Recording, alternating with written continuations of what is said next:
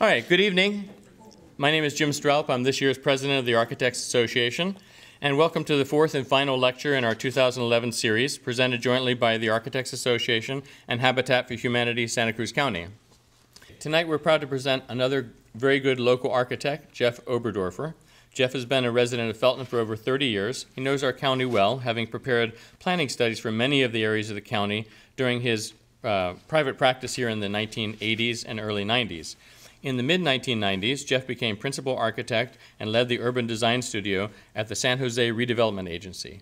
In 2000, he became executive director of First Community Housing in San Jose. And in 2005, he became a certified development specialist from the AIA. He is a pioneer in the design and construction of green affordable housing. Please welcome Jeff Oberdorfer.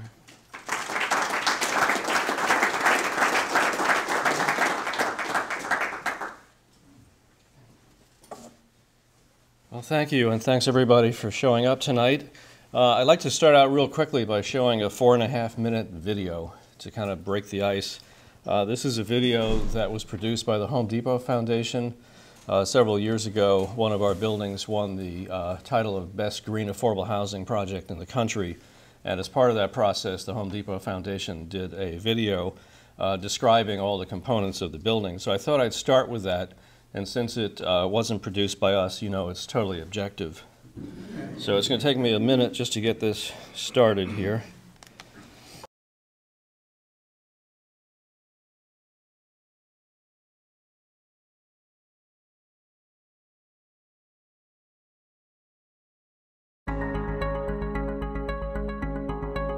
San Jose is one of the one or two most expensive metropolitan areas in which to build housing in this country.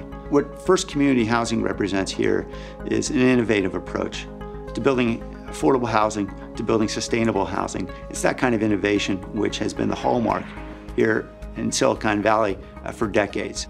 So Casa Feliz, our mission statement was to build 60 units of single-room occupancies to replace an existing 60-unit SRO, and to have 35% of the tenancy be tenants with developmental disabilities. What we wanted was something that would have long-term use and would benefit not only the developer in cost savings because of its green features, but also would make it more comfortable for the residents who could benefit from those green features. One of the major green features of any building is proximity to transit and public transportation.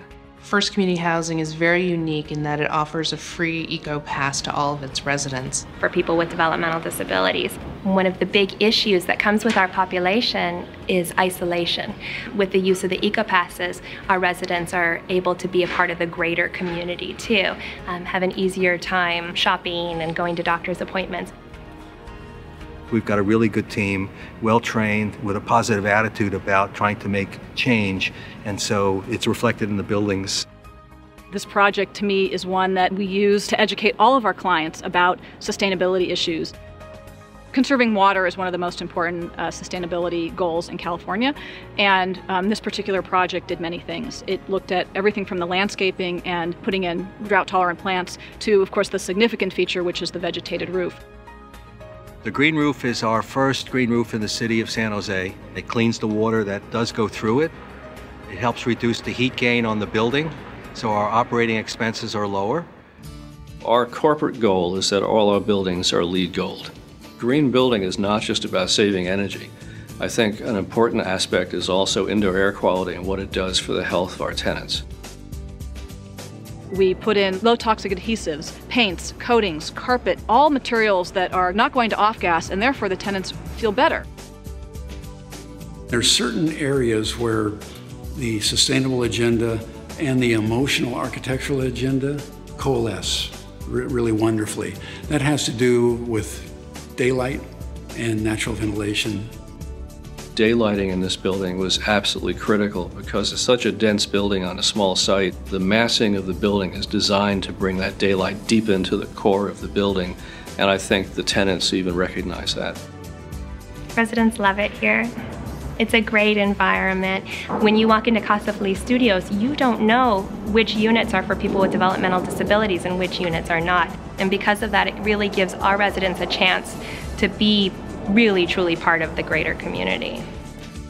I just love living accessibility because it's a really great for other individuals with my type of disability to really grow within themselves and give them the energy, the stamina to go on in life. We absolutely want to see more cost-of leases built in the community, and the fact that First Community Housing is a recipient of this award demonstrates the quality that you can have in an affordable development, and that it can be green and sustainable, good for the environment and good for the community, and good for the residents that are in there.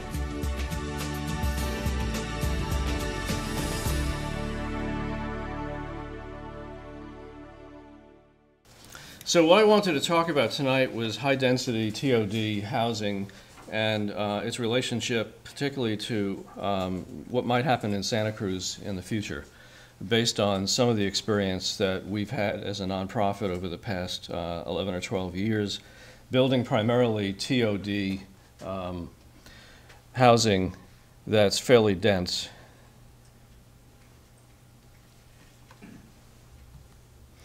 So first of all, I wanted to present the quote from Bill Whitty, which I think is kind of interesting. One of the problems we have primarily now, I think with the word green and also with the word TOD or smart growth, is everybody advocates for it, but nobody knows what it means or how to implement it. And Bill Whitty is the president of the Related Companies. He was for a long time the director of housing in San Francisco. He's probably one of the smartest developers I've ever met. He does market rate and affordable housing and mixed-use housing. And this was a quote from a Urban Land Institute conference a couple of weeks ago, talking about the problems meeting the expectations that the public and planners have with smart growth, transit-oriented development, and the word green. And the fact is that every housing element, every general plan that's out now is based on villages and smart growth and TOD, with no way to implement that, particularly with no relationship to the transit that needs to happen to make it happen. So, for instance, here in Santa Cruz, to make transit work so people actually get out of their cars, we're really talking about a realignment and change in all the streets in Santa Cruz, so that there's more efficient buses so people get out of their cars. So, this is one of the issues, and I want to talk about it. And I'm not going to talk about transit because that's not my area of expertise, or I'm not going to talk about the design of the streets. So again, I'm giving an incomplete presentation because I'm not talking about the key element in this issue, which is transit and whether it works or not, and it gets people out of their cars.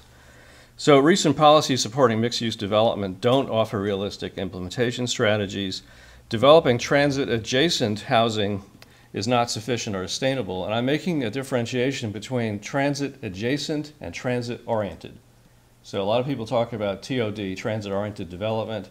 Most of it's transit adjacent, which isn't necessarily sustainable. If you build housing next to transit and everybody drives, then what's the purpose? So the question is, how do you get people out of cars? So, and the same thing is true with retail. And I could show you 2 blocks in San Jose and Japantown of first-floor empty retail that was demanded by the planning department and the redevelopment agency to activate the streets and generate income for the city. It doesn't work. So, you know, it's not just location, location, location. It's also density and transit and luck. So what I'm going to focus on tonight are the issues that we've confronted trying to do green, affordable housing in either transit-adjacent or transit-oriented infill sites. And also to focus, to some extent, on what architects and nonprofit developers can do, because I think that the general public really has very little idea of the potential that nonprofits have as developers to be in partnerships and contribute significantly to mixed-use development.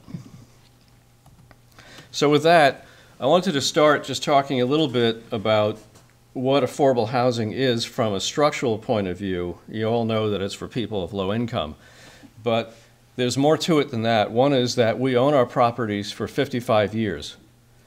The project we just built in Capitola, actually, the council made it 75 years. So we're really concerned about durability. We don't build projects and spin them. We don't sell them in 2 to 3 years. Our attitudes about both our tenants, the sites, the sustainability of the sites, and the durability is critical. So durability to us is really important. Also quality architecture, and you see that hopefully throughout this slideshow. And also sustainability, what we're doing is deep green. And I say that because almost everybody now is claiming they're green, so we're now deep green, just to make a difference. If you look in the good times, every real estate agent, every interior decorator is now green. Construction firms that have one lead AP on site are now saying they offer sustainable design guidance to people.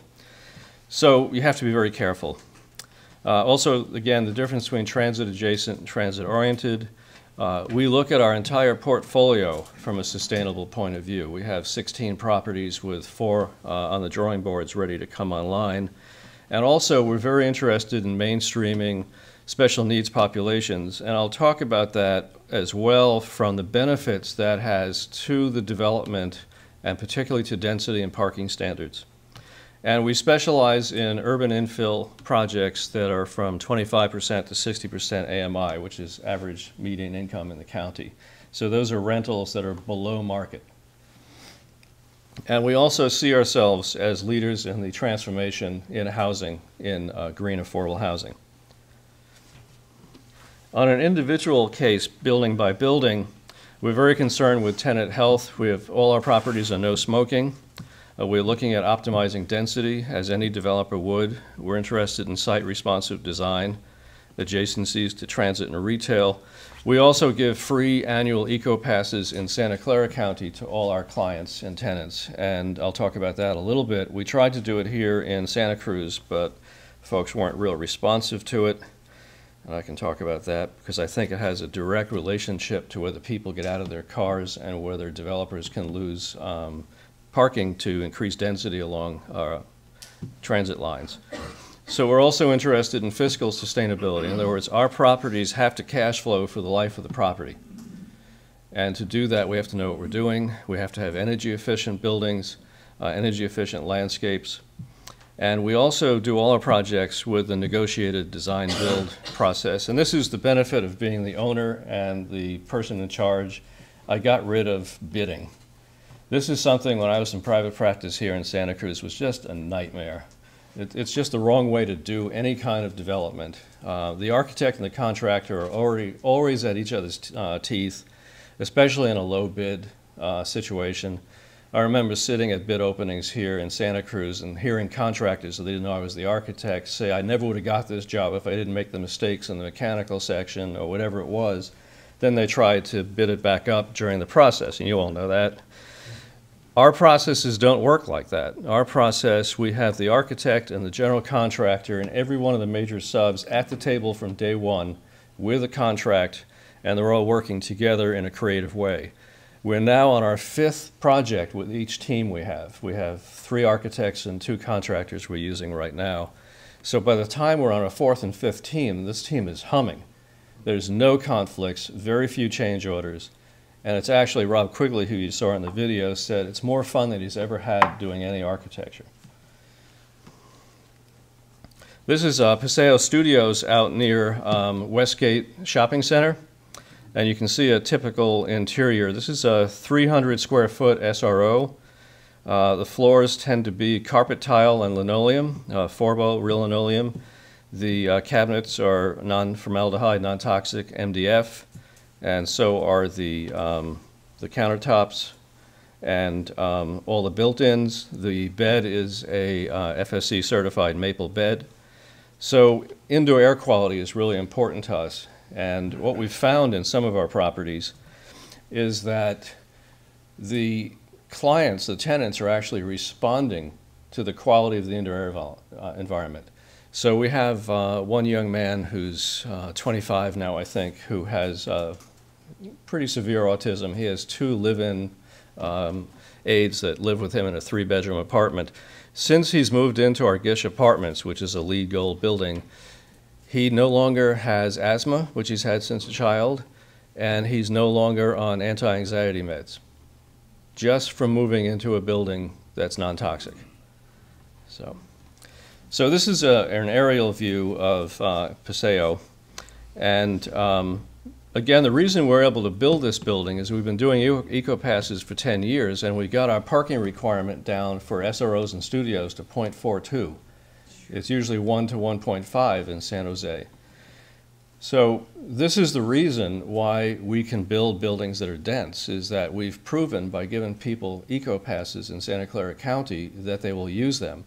So a low-income person, for instance, a senior may save $800 a year by us spending money buying them an eco-pass.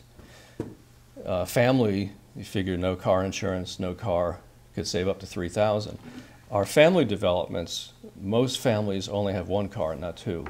So it's pretty huge in terms of what we've done. We've also brought on a traffic engineer to go to our properties, count the parking space, and do a traffic study that we present to planning departments, and they buy off on it. So this is a key issue here. And again, this is a kind of a horrible example of how we plan right now, these 1- and 2-story buildings with empty roofs. They are cool roofs, they are reflective, they don't have vegetation. They could have 1 or 2 stories of housing above them. They don't. When we built this building near Westgate Shopping Center, I worked actually with the council member, Linda Lazat, very excited about doing this building, and we went to the managers of both of the shopping centers. This is right on the Saratoga-San Jose line, and saw what we could do to place people in jobs because we thought this would be great workforce housing. So after we had it filled, and it's been filled since the day it's opened with a 200-person waiting list, we've surveyed our tenants and we found out that only 10% of them work in the shopping centers. All the other folks live there because they love being near the shopping center because of the restaurants, the entertainment, the movies. This is actually their community, which is not something that we had thought about before. So again, with the transit passes in Santa Clara, we're the largest purchaser in the county, and we purchase probably $1,500 a year at a fixed price. And in San Jose, and probably here as well, a structured parking space that's made out of concrete usually runs about $40,000 to $50,000. You know, an asphalt space, maybe $17,000 to $20,000, depending on the situation. We spend less than $65,000 buying eco-passes for all our tenants. So if we save 5 to 6 spaces in one development, we've already made back what we're doing with the eco-passes each year. So the math is not complex, and it's amazing that more developers don't do this, but most don't want to spend the money. But for us, it's proven to be a tremendous benefit because of the deduct we get in the parking ratio. So the high-density corridors require coordination between planners, developers, and transit pass costs. And this is really important. The reason we don't buy transit passes in Santa Cruz for our tenants in Capitola is that Metro will not give us a fixed price. They want to charge a fixed price, and then at the end of the year, charge us for the additional that each person has put on their ticket.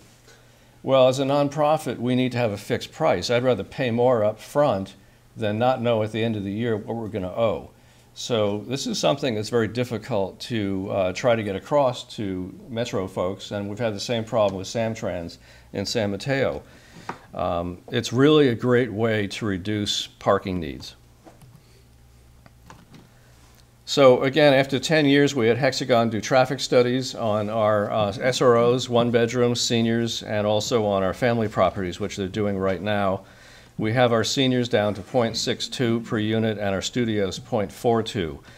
But not only that, and this is the reason why it's so important for us to work with special needs, besides the fact that there's a huge need for them to have housing, and not just the ADA housing that's set aside in multifamily, where most people who have disabilities won't go because they have no sense of community. People with developmental disabilities do not drive. And the regional center in San Andreas has actually sent us documentation that they don't drive. We've also had the Monterey County Social Services Department send us documentation they've done that chronically ill seniors park at about 0.5. Now, planning departments are accepting this from us now. So what it means is not only are we getting the deduct for the transit passes, if we have 25 to 35% of our tenants being mainstreamed at no parking, you can imagine the density that we're starting to get. Now, there's other benefits as well to the special needs populations. One is that they're around during the daytime. They're great tenants. They're living on their own for the first time. They're enthusiastic tenants. It's actually something that is not just something a nonprofit could do. There's no reason a for-profit couldn't do this as well and just partner with a nonprofit agency that provides services.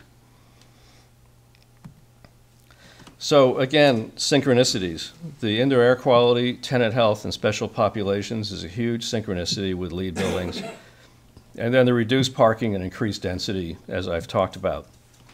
The slide here is a Rob Quigley design that we have on the boards now that would have been built if it wasn't for our governor killing redevelopment. And this is something we can talk about if you want, but hundreds and hundreds of affordable housing projects that were in process are now on hold because of the governor's raid on redevelopment, and it's not looking good. This is 135 studios. They're 450 square feet apiece in San Jose, with 35%, again, of special needs population, over 11,000 square foot of neighborhood retail. And what's interesting about this in relationship to mixed use is that we cannot pay for retail. We don't get money for it for tax credits or from HUD. We have to sell the retail back to a partner. In this case, it's also the landowner and the seller. But what it means is that we're also building the shell of the building and only selling back the cost of half the concrete floor, half the concrete ceiling, and the walls. So the private developer who's doing the first floor is getting a tremendous bargain. And instead of doing a one-story wood building, he's getting a concrete building that's going to last for at least 150 years. And what's important about this is that it's our affordable housing finance that's paying for the frame of the retail. And then we turn around to the seller and sell them the interior square footage as a condominium. So this is something to think about that a for-profit developer cannot do, but we can. And I think that's one thing I wanted to talk about is that there's a real opportunity for nonprofit developers to have some savvy to be on teams and really help the team make things come through that normally couldn't. And I'll give you an example here in Santa Cruz in a minute. This is our Gish Apartments. Jerry King was the architect, and talking about some of the issues that impact transit-oriented design. It's our typical building, 35% special needs, free annual eco passes, all our typical green features. It is LEED NC Gold and LEED for Homes Gold. It was also an AAA Coat National Top 10 Award winner in 2009. The issue here is that when you build along rail lines, particularly transit, there are acoustic issues that you have to deal with that when people write the general plans about how great it is to have buildings next to transit, they don't think about. There are extra costs building next to transit and high-speed bus lines. There's vibration, there's dust, there's acoustic issues. When we did this building, the first thing we talked about was not doing the balconies because the acoustic issues of STC 45, trying to make that work, were so huge. But then we came up with the idea of doing the balconies so that the STC rating was on the glass facing transit, but in the front of the building facing you, it would be open. And what this means in small units is that people have ventilation, but they also have these wonderful, well-lit balconies.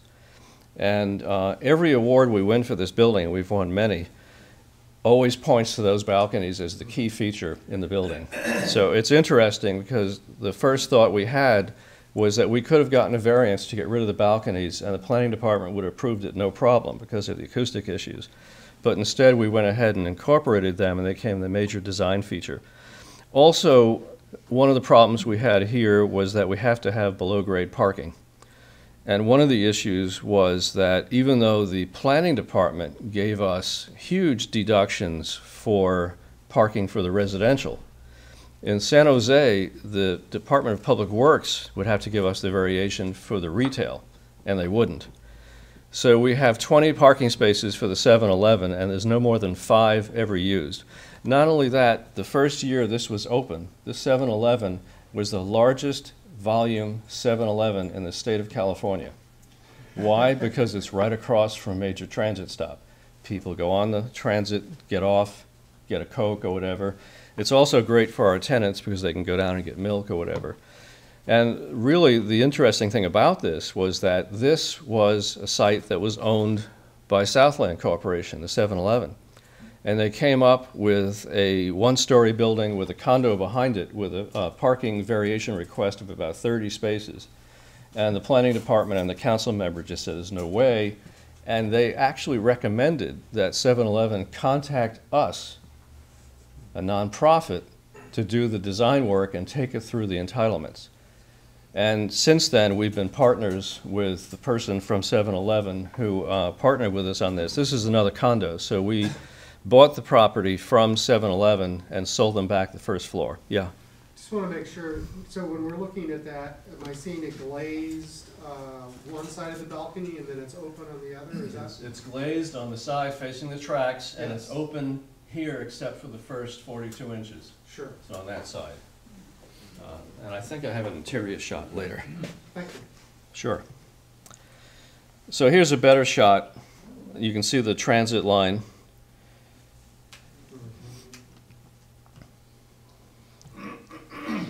Now here's another project in Redwood City, and this also very similar. The issues here, again, I think that people don't think about, and it's important in Santa Cruz, is that when you do below grade parking, there's almost always water seepage. There's also lighting and CO2 monitors that have to be on 24/7. It's amazingly expensive to do below grade parking. We just avoid it now with everything we can. But that's something to think about when you're trying to do near transit. Not only the vibration, but the water, the cost of the below grade parking really, really make it difficult to make a building work. We made it work on this building, but we've had really severe costs on the maintenance of the building from that. But on the other hand, Redwood City was really excited about this building. It was the first building in the El Camino design competition for the Grand Boulevard, and we won for that. And they put a lot of money into the exterior building materials. So everything you see on this building is real materials. There's no foam. It's all stucco, masonry. But what I really wanted to point out was that our design teams who did this, 2 different architects, same contractor, all the same subcontractors, same heating system, same finished materials. By doing them both together, building them at the same time, we saved 2 to 3%. The 2 to 3% was the difference in doing LEED Gold. And that was LEED Gold NC, new commercial at the time. That was before mid-rise came out. Probably with mid-rise out now, these buildings would have been platinum because NC was just so much more difficult for residential. Yeah? How did that building get overparked? I saw on the last slide it was. Oh, well, this is the reason that it got overparked. I'm sorry, I should have gotten into that. Was that the city wanted us to do retail. And we did this little corner retail. You can see it in the corner right over there, which really has never worked. And they did it to promise us that we could use a mixed-use parking ratio, which would have cut the parking down quite a bit. But the neighbors came and complained. And this is something you'll see in every city where the adjacent neighborhood is non-conforming and has been for 40 years. And the building that's going in is going to be the only building in the neighborhood that meets parking standards. But the Planning Commission and the City Council give in to the neighborhood. So here the neighborhood was non-standard parking. We meet parking standards, but a year after the building was built, we were conditioned to come back and do a parking study to prove that our people weren't parking on the street. We have 40 empty parking spaces in this building because it's so efficient, it's near transit. We probably could have gotten away without doing the below grade parking, just on grade. And this is very typical. I was on the zoning board here for 4 years in Santa Cruz, And we were overturned always by the city council when a neighborhood group showed up, and everybody knew that the neighborhood was non-conforming in parking and the new building wasn't. But that never gets through. So that's why it was overparked. What's your plan to convert that unused parking into? You know, we've thought about that, and the difficult issue is our funder is the tax credits, and we cannot sell that parking, we cannot rent it to another nonprofit. We can close it off at some point and get rid of the CO2 monitors and the ventilation if we can get the parking down so that we have no need for it downstairs, which is what our aim is now. Just close it off and be empty? Yeah, we have parking on the first floor at grade, and then we have parking below. But you couldn't use that space for anything else? No. No, it's below grade, it's high water table, and once you use it, you have to have the CO2 monitors and the ventilation and the lighting, and that's what's costing us a fortune. Even though we've just switched over to induction lighting and LED lighting, still very expensive. So Casa Feliz you've seen, so I'm not going to spend a lot of time on this. The building up to the right is San Jose State, the new dorms that built about 5 or 6 years ago. This is an area that used to be a beautiful Victorian neighborhood until the 50s, when architects and planners lost their minds and let these horrible box buildings get built that were called garden apartments, probably because they had no open space and not enough parking. And now, of course, they're gold mines because the owners have paid off the mortgages and they're charging amazing rents to students and low-income people, and you can't afford to buy them because there's no way you can make up for that. But this was our first vegetated roof, as it said in the video, and you can see here how Quigley tried to make the massing of the building work with the massing of the 50s boxes that were around it. And also, the issue here is that state law says that you have to replace existing affordable housing with the same number of units. The building that was there before, which is affordable housing, was one of the original privately owned dorms, and then a sorority house. And it went into disrepair, but because it was used as low-income housing, we had to replace the 60 units. The 60 units that were there before had congregate baths and a congregate dining room. We have handicap baths in each room and full kitchens. So it doesn't make any sense, but we had to do it. The neighbors were so supportive of this project because they wanted to get rid of the one that was there that they worked with us very rigorously. The council member told us that we'd probably have to do a pseudo-historic building because it's a Victorian neighborhood. And interestingly enough, she didn't call it pseudo-historic, that's the architectural terminology that I use. But anyway, the neighbors said, no, we want something new. This neighborhood has so much old building in it. We want something contemporary and new, and they actually helped us select the colors of the building and supported us getting a 4th floor variance to get the other units in. So the story of the green roof is that I showed you this is 2 blocks from San Jose State. There's been no development in this area for 30 years. Public Works said, we'd like you to spend $350,000 and put in a new storm drain as a gift to the city because you need to connect to what's up at San Jose State. And we had been working with Rana Creek for a while, who are probably the premier green roof people in the West Coast. And I called up Paul Kephart and I said, what can you do for the same amount of money or less? And we got the green roof plus landscaping in the back with storage capacity that we only had to do a 10-year upgrade across the street and didn't have to do the tie-in. And we actually wound up with a vegetated roof. And you'll see the PVs on the roof. Whoops. The reason we did the PVs is that it's been proved now in studies in Europe that with vegetation below the PVs, the photovoltaics, that the efficiency of the photovoltaics goes up about 20%. Keeps it cool. Yeah, exactly. So here again, the PVs on the bottom. This is a standard unit on the first floor, which has 14-foot ceilings, so it's not the same as the other units on the upper floors, but you can get a sense of the unit design. And this is the lobby. So again, looking at parking reductions. 60 units, because of our history with eco-passes and because 35% of the tenant population was developmentally disabled, we only have 21 spaces. That made the project work. We couldn't have done it without getting down to 21 spaces. I've been there, I don't know, since it's open 50, 60 times. There's always 10 or 11 spaces empty. So, and we're right across from 10th Street where the major bus line is. So some lessons learned. Here's the interior shot, Hugh, of the Gish balcony. You can see what it does to the units to have that kind of space. It's amazing. It's our belief that any project should be able to get LEED certified or a green point score of 75 points. It's a no-brainer. There's no reason why any architect, developer, or client should ever fight doing it. It's just amazingly easy to get 75 points. Matter of fact, KB Homes was saying that they were going to do all their projects and promise at least 75 points on green point. Also, again, to just emphasize, adjacency to transit and bus routes are optimal, but there's acoustic, ventilation, and air quality issues that are going to cost you more to build a building that's more durable. So building near transit isn't necessarily less expensive, even with parking reductions. And I've talked about the mechanical ventilation. And also to do green, as most of you probably know, it has to be integrated up front and not added on later.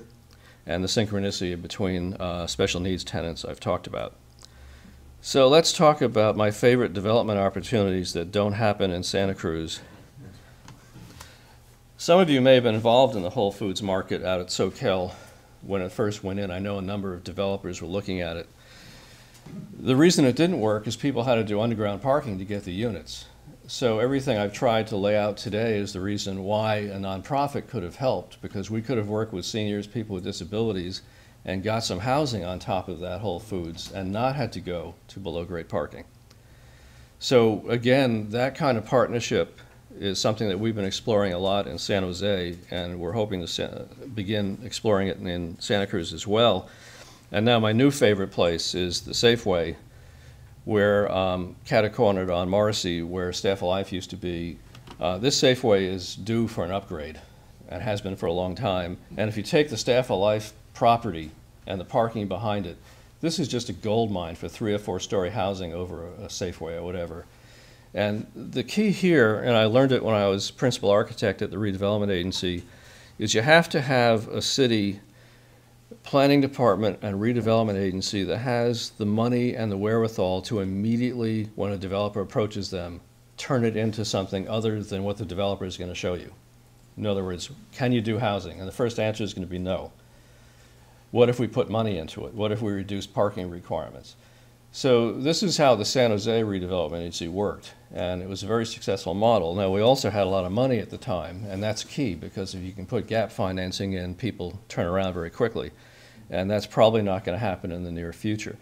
But this is one of those examples where when somebody begins to look at an application, and probably most of the brokers in Santa Cruz who deal with Safeways know what they're thinking and would know before they even applied for a permit, you need to go to them right away and say, we want to do housing on top of that, and we'll work with you to make it work.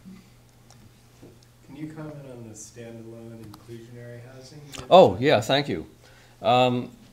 Many cities have requirements for inclusionary housing, usually 20%, which means that any developer that puts in housing, 20% of it has to be affordable, either for sale or rental. This has been challenged in LA on a court case now, but it's pretty much still moving through, and a lot of cities have it. Taking my experience from the zoning board, when I sat on the zoning board here, the inclusionary units are always the worst units in the project. They're actually out near the dumpster or near the parking area, or they're in shade, or they don't have good views. That's not always the case, but generally that's the case. They're the smallest units. You always know who the people are living in these units.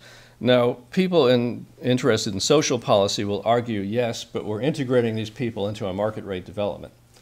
So sometimes that's fine. Most of the time, the developer has an option of paying an in lieu fee, which most cities allow. And the third option is what we call standalone. And we've now done 2 of these. A standalone is where if there's enough inclusionary units required, a nonprofit like us will build a standalone building that is the inclusionary for the developer. So what the developer has to do is pay us what the city would normally pay us as gap financing to build the building, which normally is less than they'd have to pay to do the fees. And the reason that developers like this is twofold. One, they don't like the city looking at their books every year and examining the property, which is what happens. And two, in a larger complex, and we just are doing one now, a nonprofit developer like us in a competition for state funds, for instance, we just got $24 million of state funds for a project in San Jose where we're partnering with Intracor and Barry Swenson, and they're building 450 units, and we're doing 135 units of the standalone inclusionary. But all the points that we got in the competition for special needs, for low income, and from green building are coming from us. So that's what we offered to the partnership, and that's what got us over the edge when we got that award. So the housing is financed partly by the public sector and partly by the private sector? Well, the housing is financed almost totally by the private sector instead of an inclusionary fee. What we go out and do then is we get the tax credits, which is basically a program where corporations buy tax credits and make money on the loss and depreciation of the property. You couldn't do this with HUD funding. You can do this with tax credits, which is where we work. We practice HUD avoidance as much as possible. So anyway, these are just a couple of ideas about how to look at projects, and this is what I look at when I drive around Santa Cruz or San Jose, as I'm always looking for these kind of opportunities.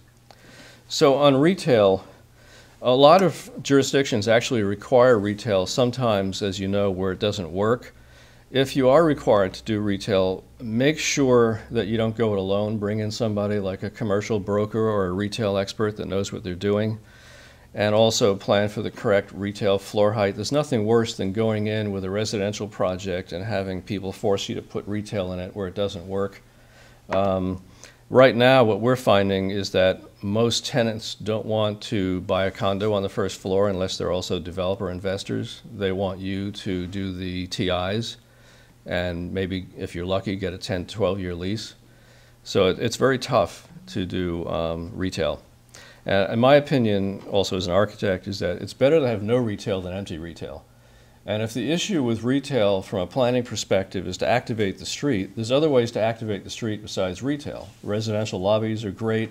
We often put our community rooms or gyms in our projects on the first floor, the manager's office. So we can activate the street without retail. So that's the end. Thank you very much. And I hope I didn't speed through it too quickly. I'd be happy to answer any questions. The question was, how do you think we can get more of these projects built in Santa Cruz County?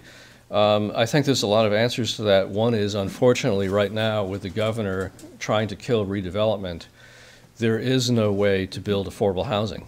The 20% money that came from redevelopment, which is how we funded affordable housing, is pretty much gone right now unless the Supreme Court rules against the governor, which it doesn't look like he will.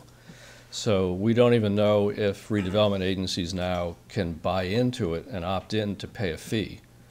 So it's really, it's almost like the state shooting itself in the foot, because I think there's probably hundreds of millions of dollars of development projects on hold in cities throughout California that were redevelopment oriented.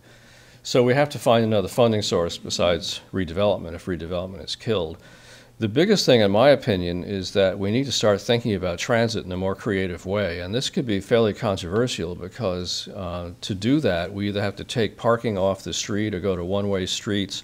And they're doing this now, believe it or not, 18 governments in San Jose, Santa Clara County, and San Mateo County that constitute El Camino Real have come together with what's called the Grand Boulevard Initiative.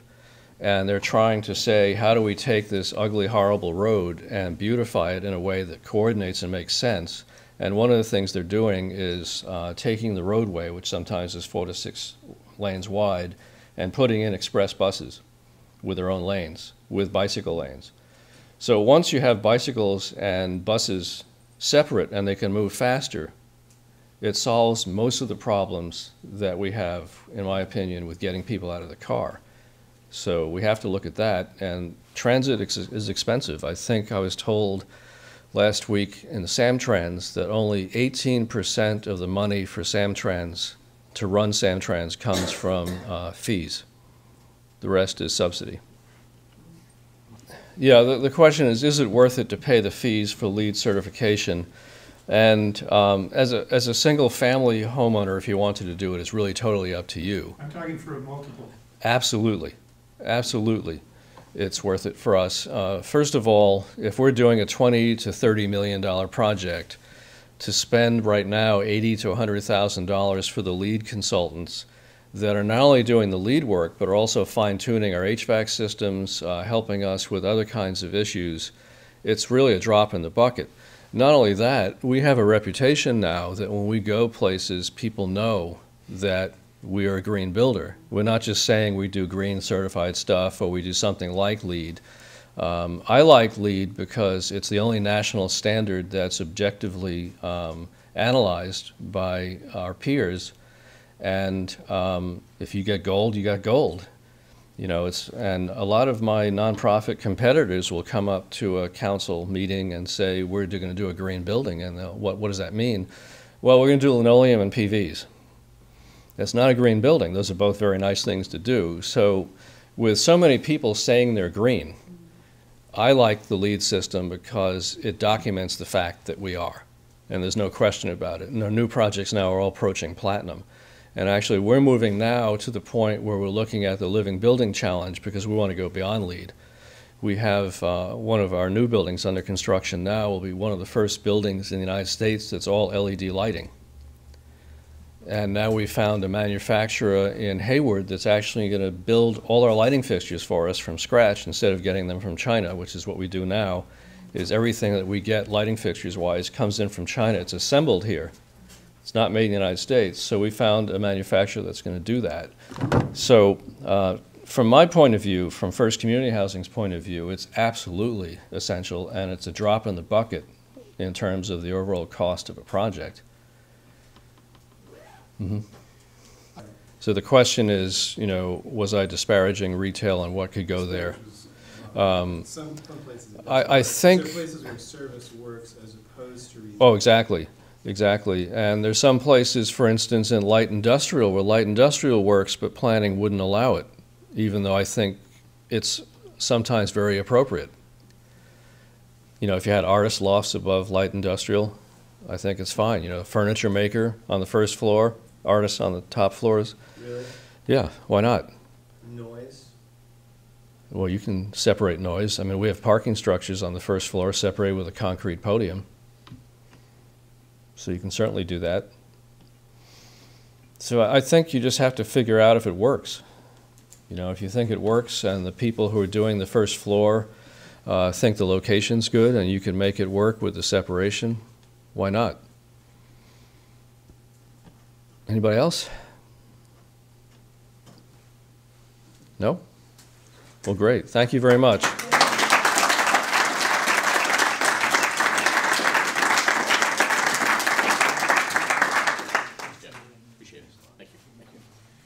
Okay, next year we're going to have another 4-part lecture series, much like this year. It's going to be called The Four Elements. We're going to be looking at earth, wind, fire, and water and how they're related to residential construction and also some commercial construction. So thanks for coming, and take a look at our website. It's aascc.org, and you'll see events coming up. Thanks very much for coming tonight.